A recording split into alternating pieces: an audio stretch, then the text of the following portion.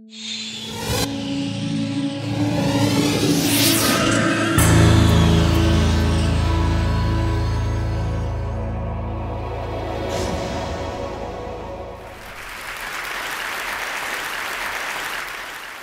a year and a half ago, Stephen Lawler, who also gave a talk here at TED in 2007 on virtual Earth, brought me over to become the architect of Bing Maps, which is Microsoft's online mapping effort.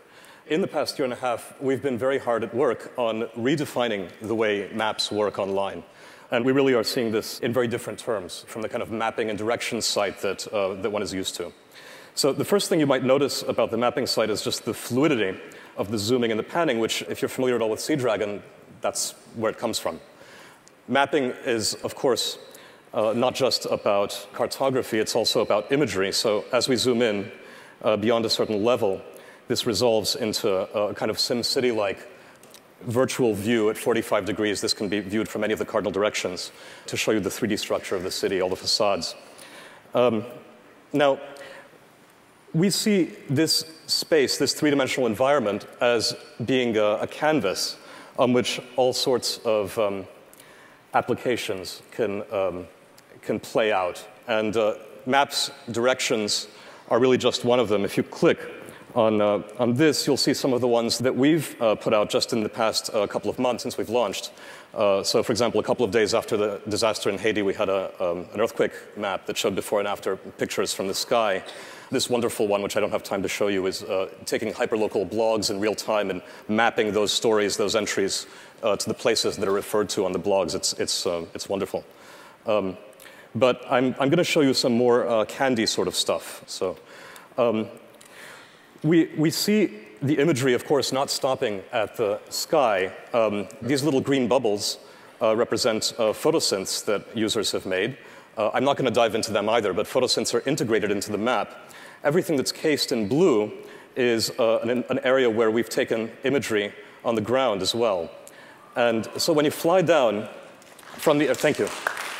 When you fly down to the ground and you see this kind of panoramic imagery, the first thing that you might notice is that it's not just a picture. There's just as much three-dimensional understanding of this environment as there is of the three-dimensional city from above. So, if I click on something to get a closer view of it, then the fact that that transition looks as it does is a function of all of that geometry, all of that 3D understanding behind this model. Now, I'll show you a fun app that we've been working on in collaboration with our friends at Flickr. This takes Flickr georegistered imagery and uses photosynth-like processes to connect that imagery to our imagery. So I'm not sure if that's the one I actually meant to pull up, but notice this is, of course, a popular tourist site, and there are lots of photos around here. And these photos are all taken at different times. So this one was taken around 5. So that's the Flickr photo. That's our imagery. So you really see how this kind of crowdsourced imagery is integrating in a very deep way into the map itself. Now, the reason this is interesting, thank you. There are several reasons why this is interesting, and one of them, of course, is time travel. I'm not going to show you some of the wonderful historic imagery in here, but there's some with horses and carriages and so on as well. But what's cool about this is that not only is it augmenting this visual representation of the world with things that are coming in from users, but it also is the foundation for augmented reality, and that's something that I'll be showing you more of in just a moment. Now, I just made a transition indoors. That's also interesting. Okay, notice there's now a roof above us. We're inside the Pike Place Market, and this is something that we're able to do with a backpack camera. So we're now not only imaging in the street with this camera on tops of cars, but we're also imaging inside. And from here, we're able to do the same sorts of registration, not only of still images, but also of video. So this is something that we're now going to try for the first time live, and this is really, truly very frightening. Okay. All right, guys, are you there? All right, I'm hitting it. I'm punching play. I'm live. All right, there we go. So These are our friends in Pike Place Market, the lab. Thank you.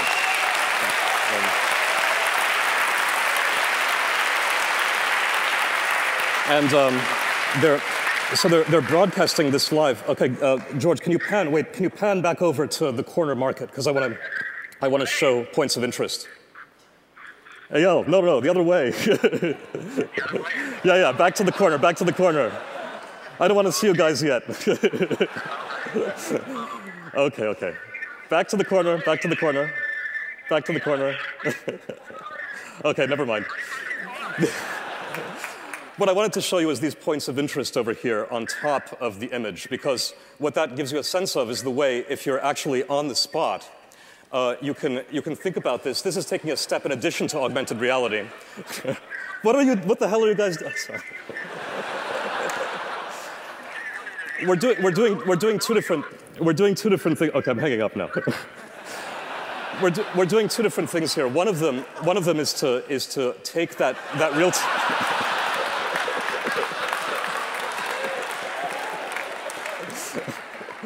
All right, let me just take a moment and thank the team. They've done a fantastic job of pulling this together. All right, I'm going to abandon them now and walk back outside. And while I walk outside, I'll just mention that here we're using this for telepresence, but you can equally well use this on the spot for augmented reality. When you use it on the spot, it means that you're able to bring all of that metadata and information about the world to you. So here we're taking the extra step of also broadcasting it. That was being broadcast, by the way, on a 4G network from the market. All right, and now there's one last TED Talk that Microsoft has given in the past several years, and that's Curtis Wong, Worldwide Telescope. So we're going to head over to the dumpsters, where it's traditional after a long day at the market to go out for a break and also stare up at the sky.